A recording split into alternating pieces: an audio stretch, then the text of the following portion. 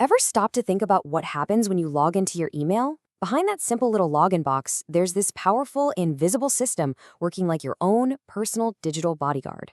Well, that system is called access control, and we're about to pull back the curtain and show you exactly how it keeps your digital life safe.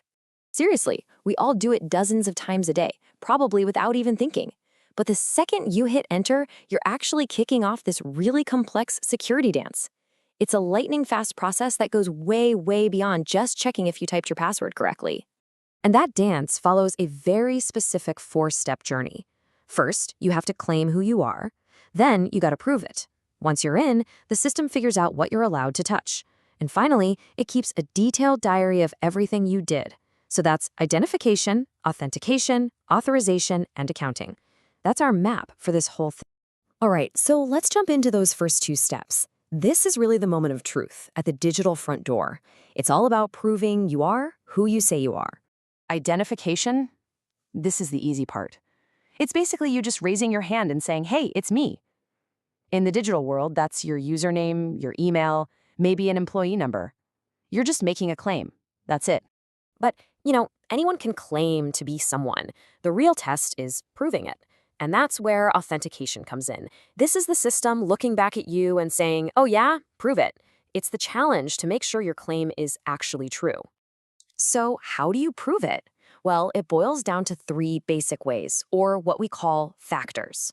First, there's something you know, like a password or a PIN. Then there's something you have, a physical object, like your phone or a smart card. And finally, there's something you are, your unique biology, like your fingerprint or your face. Now, relying on just one of these is okay, I guess, but the real security magic happens when you start combining them. That's multi-factor authentication, or MFA for short. And it's the gold standard for a reason. It means a bad guy doesn't just need to steal your password. They'd also have to steal your phone, or kind of creepily, your fingerprint to get in. And this brings up a super common mistake people make. You might think using a password and a secret PIN is multi-factor, but it's not. They're both the same type of factor, something you know. Real, strong MFA means you have to mix and match from different categories. So, a password, what you know, plus a fingerprint, what you are. That combo is the key. Okay, so you did it. You proved who you are, and you're officially through the front door. But here's the thing. Getting inside is only half the battle. Now, the system has to decide what you're actually allowed to do in there. And this step is called authorization. It's basically the set of rules that dictates your permissions. The best analogy is a key card for an office. Sure, it gets you in the main entrance, but it's probably not going to open the server room or the CEO's office, right?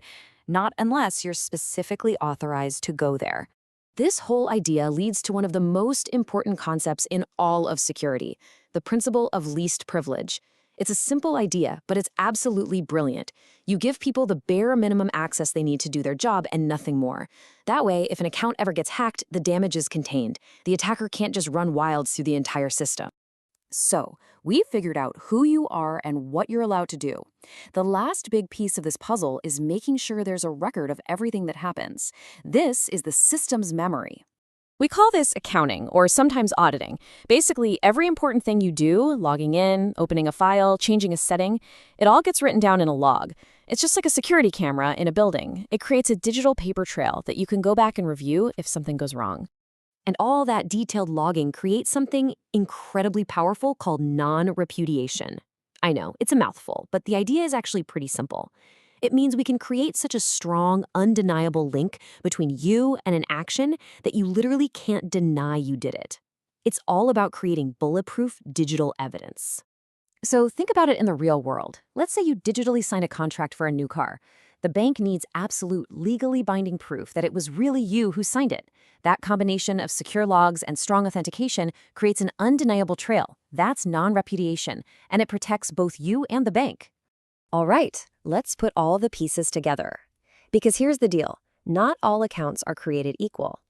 These principles we've been talking about, they're applied very differently depending on what an account is for.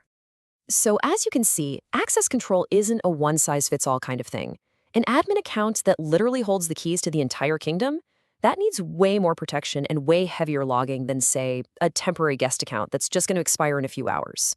The rules are the same, but you turn the dial way up or down depending on the risk. And that brings me to a really critical warning.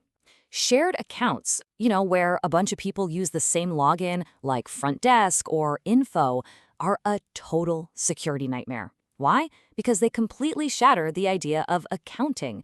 If everyone uses the same login, you have no idea who actually did what. All that traceability, all that non-repudiation just goes right out the window. So there you have it. These are the fundamental rules, the digital gatekeepers that are working tirelessly behind the scenes for us.